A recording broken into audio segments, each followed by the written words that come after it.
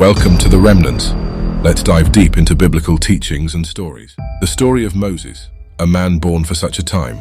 There once was a time in biblical history that after the death of Jacob and Jacob's sons and grandchildren, that the people, the Hebrew nation, the people God had promised to Abraham, that great nation, became slaves in a foreign land.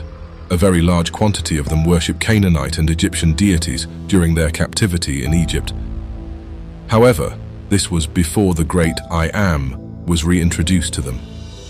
They worshipped Baal, Reshep, and Astarte, among other Canaanite and Egyptian gods. 400 years had passed. Yah did not communicate through any prophet to the Hebrews. They knew him not. They had no clue of his identity or the magnitude of his power. The Hebrew people was no longer a monotheistic society, but now they practiced the same polytheistic rituals as the Egyptians. Yahweh worship can be traced back all the way to the ancient religion of Canaan, the land where Abraham settled and the land which is promised by God to the children, Israel. In the northwestern Semitic language spoken there, El had multiple meanings.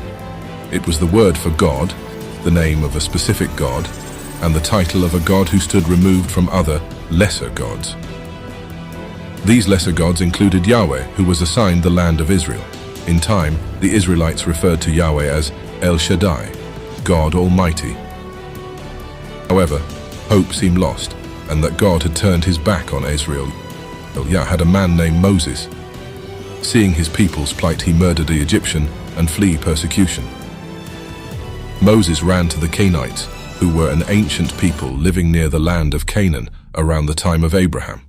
Genesis 15:18-21.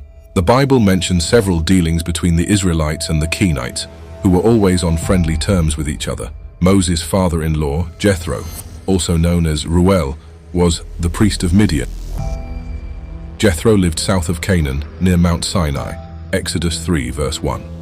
When Moses fled from Egypt, he went to Midian, where he right away met Jethro's 7 daughters, all shepherdesses.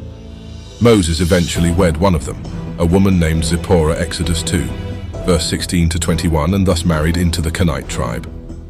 Moses lived among the Canaanites for many years before God called him as the one to deliver the Israelites from their enslavement in Egypt. Moses, even as an infant, was fleeing persecution from Pharaoh decree. He was placed in a basket and sailed down a river. Raised in Pharaoh's house as an Egyptian, Moses never lost his true identity as a Hebrew. However, his first act resulted in him killing an Egyptian who was mistreating a Hebrew slave. Fearing the wrath of Pharaoh, Moses fled Egypt. While in Midian, Moses encountered a burning bush that was not consumed by the flames. From within the bush, God spoke to Moses, commissioning him to return to Egypt and demand the release of the Hebrew people. Initially hesitant, Moses, slow to speech, had a speech impediment. Embarrassed by such a role, Moses asked God to give this task to someone else. God assigned his brother Aaron to be his assistant.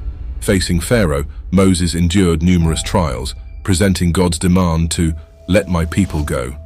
As Pharaoh's heart remained hardened, Egypt was plagued by various calamities, each more devastating than the last. Through these trials, Moses remained steadfast in his faith, trusting in God's plan. Then came the final and most dreadful trial, the plague of the death. In order to protect the Hebrew people, Moses instructed them to sacrifice a lamb and mark their doorposts with its blood.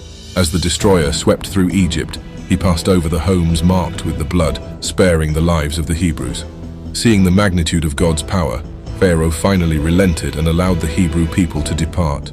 Moses, now leading a multitude, journeyed across the vast wilderness towards the promise.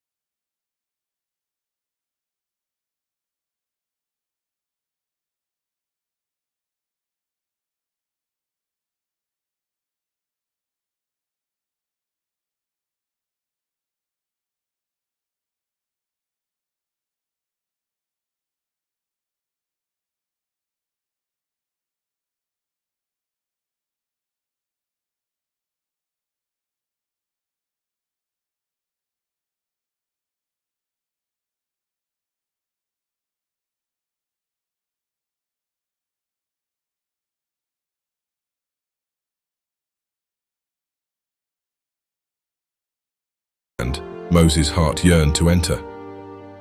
However, due to a moment of disobedience in striking a rock to bring forth water instead of speaking to it as God had commanded, the Lord decreed that Moses would not enter the land. Although deeply disappointed, Moses accepted God's will without complaint or bitterness. On Mount Nebo, overlooking the promised land, Moses breathed his last. God himself lovingly buried his faithful servant in an unknown grave, honoring Moses for his unwavering commitment and leadership. Moses' legacy endures as an icon of faith, courage, and devotion. His life teaches us the importance of trusting in God's plan, even in the face of overwhelming obstacles. Through trials and victories, Moses remained true to his calling, leaving behind a profound and inspiring example for generations to come.